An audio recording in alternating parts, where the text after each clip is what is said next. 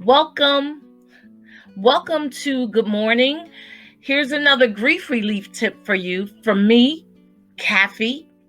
And this is Good Mourning, Mourning, with me as your host, Caffie. Earlier this week, I came across the Bereaved holiday season Bill of Rights. I had it, but I forgot I had it, and I found it in a stack of papers. This is written by Tanya Lord, and I want to share all 10 of these Bill of Rights with you for the individual who is bereaved during this holiday season. So she states, as a grieving person, you have certain inalienable rights that cannot be taken away from you by those who may not understand.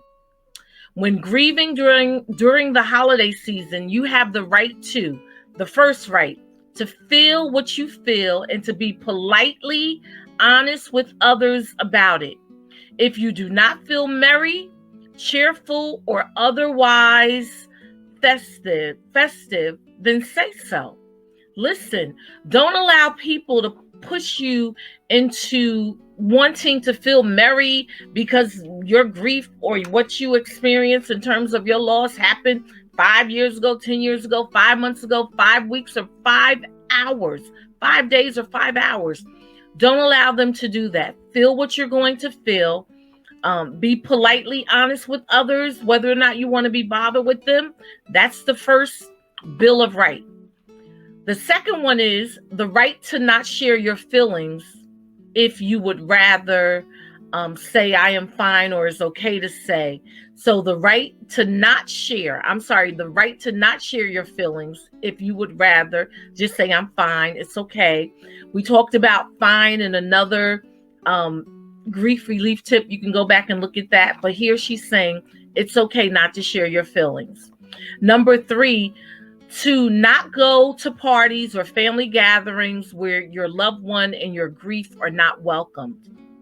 And you will know when you and your grief are not welcome in a place. You will know it, you will feel it. And if those are places that you are thinking about going, and now you know because we're in COVID, we shouldn't be going to a lot of these places anyway. But these family gatherings where your grief and you are not welcome, you may want to reconsider that invitation. Number 4, to take time for yourself, whether this is a walk alone, a day in bed, or some other momentary escape, right? You can't just stay in the bed, but if you just want to hang out and chill and watch Netflix and watch movies, marathon of movies, do that.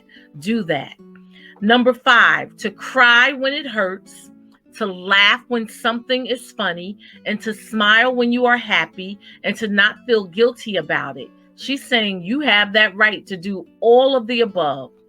Number 6, to have your loved one remembered in a way that's meaningful for you. And that's a beautiful thing, right? The Bible says that the memory of the just is blessed. So as you remember your loved one with flowers at the gravesite, or just going to visit to clean off the site, or to put some type of plaque there, or headstone, whatever, that's a beautiful way that will be meaningful to you and meaningful to bring some relief to you. That's a beautiful Bill of Rights.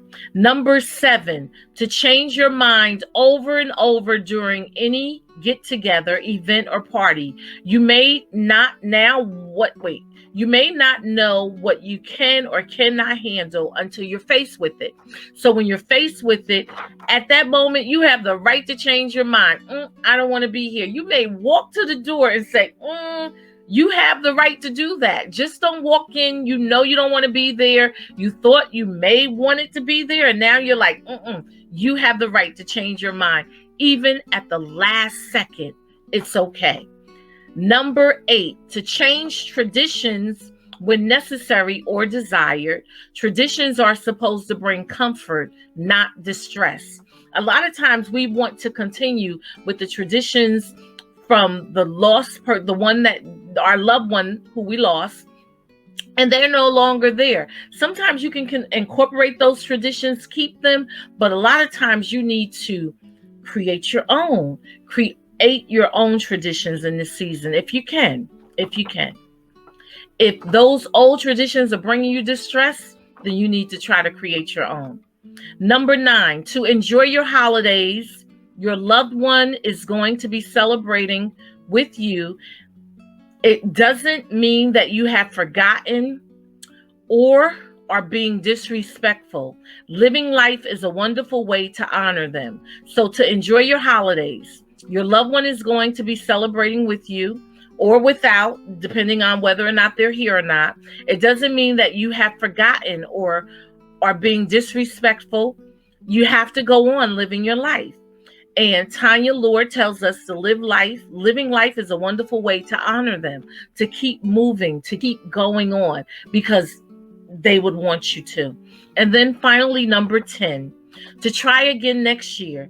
If this year does not turn out the way that you want it to, you have next year. So these were the Bereaved Holiday Season Bill of Rights written by Tanya Lord. And she says, when you're grieving during the holiday season, you have the right to. I am going to post these on my website, goodmorningministry.org. Yes, goodmorningministry.org. And you can go there and download these and have this as a bookmark or just something to hang in your office or around your desk so that you will have them. Listen, if this tip has been helpful and you have enjoyed today's the Bereaved Holiday Season, subscribe, like, and share. Tell a friend. Be encouraged during the holiday seasons. God bless you.